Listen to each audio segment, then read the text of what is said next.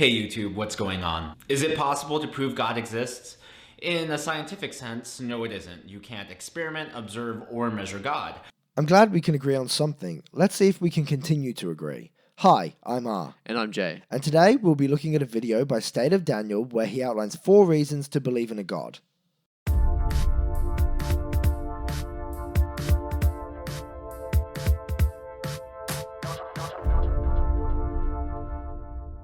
But I still think there are a lot of reasons to believe that God's existence is probable. I don't think you understand what probability is. To determine probability, you need valid data points to plug in so you can determine the overall probability of something happening. This is why the sample size of an experiment is important. If you have one instance of a drug working, you can't assert with much confidence that it will work in other situations. So you need large sample sizes representing different populations so you can determine the likelihood that it would work in other situations. With a God, you have no verifiable data points, so any probability you determine is worthless because you're basically inserting 0 into an equation. But hey, maybe you actually do have some applicable data points. So let's take a look and see if they can actually be used to determine some probability. The reason I wanted to make this video is because if you watch atheists on YouTube, they'll bash and mock religion all day long, but they'll never once give you a reason to actually be an atheist. Their outlining that religion is stupid is their reason for you not to believe in it. They are just trying to outline that your position is wrong. It just so happens that agnostic atheism is the default position, and it just means you don't positively assert a God does exist. So by convincing you your position is wrong, it by default brings you closer to their position. And you know what? I don't want to be like that. So instead of being negative and criticizing atheism, I want to give you 4 very distinct reasons to believe in God. Oh, good. You seem to understand the burden of proof. This pleases me. Individually, some of these arguments are stronger or weaker than others, but together I think they make a very good case for belief in the divine creator. That is not how arguments work. Piling weak arguments on top of each other doesn't make them one strong argument. It just makes them a pile of shit arguments. The first reason is the argument from design. The premise is that where there is a design, there must be a creator. And when you look around the universe and at all of its intricacies, it's pretty clear that there is design. So if there's always a creator behind design, then there must be a creator for our universe. The classic design argument. So there are a lot of problems with this one. One of the main ones being, how do you determine design in a universe where you say everything is designed? We determine design by comparing it to nature. If you assert that nature is also designed, you are claiming that something is designed by comparing it to things that are also designed, and claiming they are different in some way. This is like giving everyone in the world $1 million and saying, yay, we're all rich now. If you remove the attributes which separate one thing from another, like between rich and poor, you devalue the meaning of the original word. If everyone has $1 million, are they all rich, or are they all poor? Hence, if everyone has $1 million, nobody really has $1 million. Also, when we talk about the universe as a whole, we have a sample size of 1. That's one thing that you're asserting is designed. Remember what we said about probability? You can't compare a sample of 1 with itself. We will put a link in the description to outline in more detail why the design argument is bad. Check it out. I mean, think about it. If you saw a wooden house on the beach, you wouldn't think that the wind or waves of a hurricane put it together. You would know that someone intelligent put it together. When you see design, you immediately know there's a designer. We assert design because we have examples of houses being made by people. We have millions of samples to determine the probability that an object was made by a human.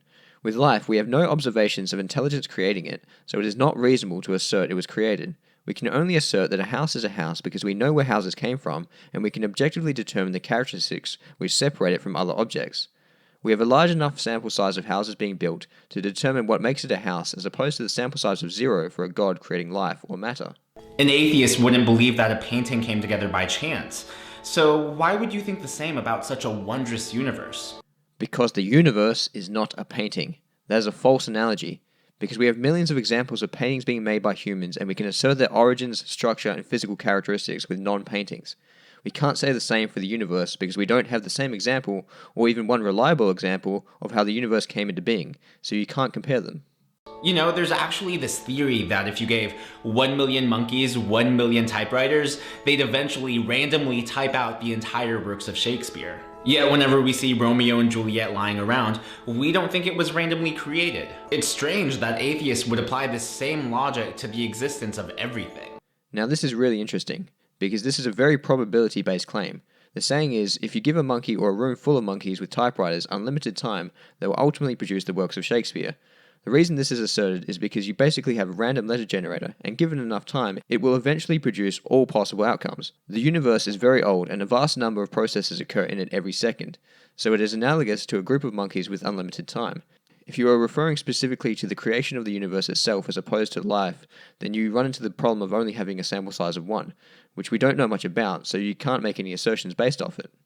Even if you believe in evolution, evolution is just proof of a divine creator. The evolving order of species from simple to complex sounds very much like a well-designed and very intentional plot. No, what it looks like is an unintelligent, clumsy process stumbling within the confines of the reality in which it finds itself.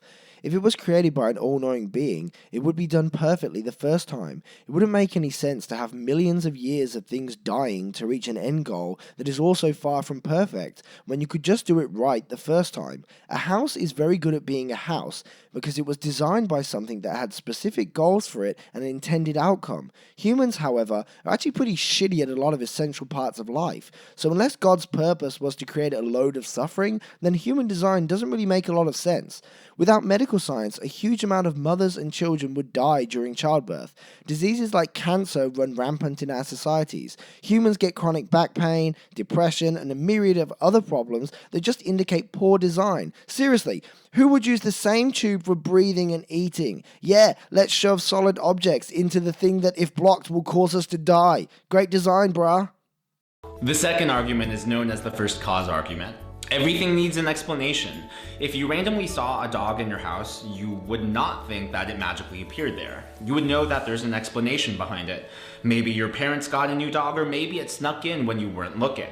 Everything has an explanation. Everything has a cause because everything is interlocked. See, again, the universe is not a dog, so this is a false analogy. A dog resides in and is created inside the universe. To take laws that we know apply within something and then to apply them outside of that thing without a single observation that the conditions are the same is just faulty reasoning.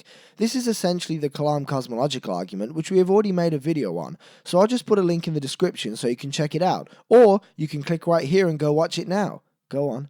I'll wait. Click it. It is also worth pointing out, it seems contradictory that you claim it's unreasonable to believe a dog just appeared in your house, but then it's perfectly reasonable to believe that humans or the universe magically appeared as a result of something supernatural. I assume the reason you don't view it as a contradiction is because the universe is significantly different to a dog and hence requires creation by a god or something like that, which, if that is the case, you would be admitting your own analogy is false. You were caused by your parents, who were caused by your grandparents, who were caused by your ancestors. Everything in this world can be traced back and back and back. So it makes sense that the entire universe must also have a cause. The universe has to have a first cause, or it would be impossible to exist. You don't know that. Again, that is a statement of probability that you are making using a single data point that you don't even understand properly in relation to the question. You have to prove the universe had a cause using verifiable evidence, rather than a weak inference, before you can even start using it to determine what is or isn't possible based off it when it comes to the creation of universes. Think of yourself as a caboose on this great freight train, and your parents are the next boxcar, and your grandparents are the next boxcar. There has to be an engine at the end of the train, or else none of the boxcars move. A universe without a first cause is like a moving train without an engine. It's impossible. The universe isn't a train. These analogies are getting weaker and weaker. Now, a skeptic might ask, so who created or caused God? But anyone who asks that has actually missed the point of the argument. As Peter Kreeft says, the argument doesn't use the premise that everything needs a cause. Rather, everything in motion needs a cause, everything dependent needs a cause, and everything imperfect needs a cause. Okay, so now you have defined there are exceptions to cause and effect. Once the law is not all-encompassing, you can't start applying it to completely uncharted territories, because without observations, you may be walking into a possible exception. The third reason is the argument of miracles. I can't perform miracles, and you can't perform miracles. In fact, miracles can't come from any humans, and they can't come from nature. This is true. Only our Lord and Savior Bloop can cause miracles. And if you don't get that reference, you really should have watched the Kalam Cosmological Debunk video we linked in earlier. So if miracles exist, then so must God. That's a false dilemma fallacy. Even if we accept your conditions of a miracle, then if one was to occur, all we could assert is that its cause is not nature. You still have to prove the existence of a God before you can ascribe things to said God. So consider the miracle of the sun, where the sun cast multicolored lights and zigzagged across the sky for 10 minutes. An estimated 100,000 people witnessed this in Portugal. Okay, so now you have an unusual scenario. However, there are plenty of non-supernatural possibilities, a few of which were listed on the same Wikipedia page you referenced for the miracle. One possibility is that people involved were deceived by their senses. A common practice for many religious pilgrims at the time was to stare directly at the sun in reverence. We know this has effects on vision, leading to after images of the sun in a person's vision, giving the illusion the sun was dancing about in the sky. The event was also not recorded by any observatories or anyone else on the planet. Don't you think people in other countries would have noticed the sun dancing too? This suggests that it was likely a localized atmospheric phenomenon, and sticking with our question of probability, what is more probable? We have numerous observations in favor of the other natural explanations and zero in favor of the supernatural one, and even if we can't determine a natural explanation, that doesn't mean you get to assert magic. That is an argument from ignorance fallacy. This is also ignoring the fact that if the sun was literally dancing about in the sky, I'm pretty sure all life on Earth would be doomed. Or consider the countless medical miracles that are impossible or inexplicable by even the brightest minds in medicine and science. I think you are confusing the word miracle with highly improbable. Low probability events occur every day, as lots of things occur every day. It would be more unlikely for us never to see highly improbable events. Now, when someone survives a surgery they weren't likely to survive, I would be praising the doctor long before I started praising a god. Or consider the blood of St. Januarius, which is said to liquefy and solidify annually. You know what would make that far more convincing? If they allowed scientists to analyze the artifact as opposed to preventing anybody near it who would apply critical thinking. Also, if this is evidence of God's intervention, it only proves that God is in favor of cheap tricks instead of any significant intervention. But I wouldn't even let it go that far. Even if it can't be explained, that doesn't prove the existence of a God. That just proves that something you can't explain happened. I myself have witnessed a miracle. I was in Romania one time for a mission trip, and I put 5 gospel tracts in my pocket. And throughout the day, I was handing out these pamphlets to people, and it wasn't until the day was over that I realized that I had passed out over 20. I was in Romania with a missions team, and we had actually divided the pamphlets among themselves. So there's no logical explanation other than a miracle that I was able to pass out more than 5. Here's the more logical explanation. You miscounted something. Next. The evidence is there for those who have the heart to see it. No, there is evidence for those who are willing to drop their standard of evidence so low that it may as well be on the dance floor. The fourth reason is Pascal's wager. If you're unfamiliar with Pascal's wager, he paints this situation where it's impossible to prove or disprove the existence of God, but you must still place a wager and choose one side or the other. If you believe in God, but he doesn't actually exist, then you haven't lost anything. But if you don't believe in God and he does exist, then you're kinda screwed. First of all, that doesn't say anything for the probability of it being true. Let's make that clear. But it is worth noting that believing in God comes with many requirements to how you live your life. Some of the changes are minor and some of them are major and quite impactful. It is not reasonable to believe in a God, hence causing problems in the present for some unprovable possibility in the future is just a terrible idea. I could just make any claim with a bad outcome, and based on this logic, you would have to start taking it seriously. Why is it not special pleading to say people should take the threats of your religion seriously, and not the threats of other religions or any claim I can come up with? The whole point of the wager is to make you think about what makes more sense. Are you gonna bet for God or against God? No, that is not the point of Pascal's wager. The point is to threaten people until they claim to believe as you believe. That is not encouraging people to think, that is doing the exact opposite. It is shutting down reasoning in favor of fear. If there is no consequence of believing or not believing, then it would encourage thought far more, as people wouldn't be emotionally swayed about something that should just be factual. Pascal's wager is actually low-hanging fruit because it doesn't require any depth or any maturity of faith, but it's just enough to dam the tide of atheism. It requires no depth because it has no depth. It is just threatening people to disregard reason because you believe they will suffer otherwise. It's a powerful wager because we all have a need for self-preservation.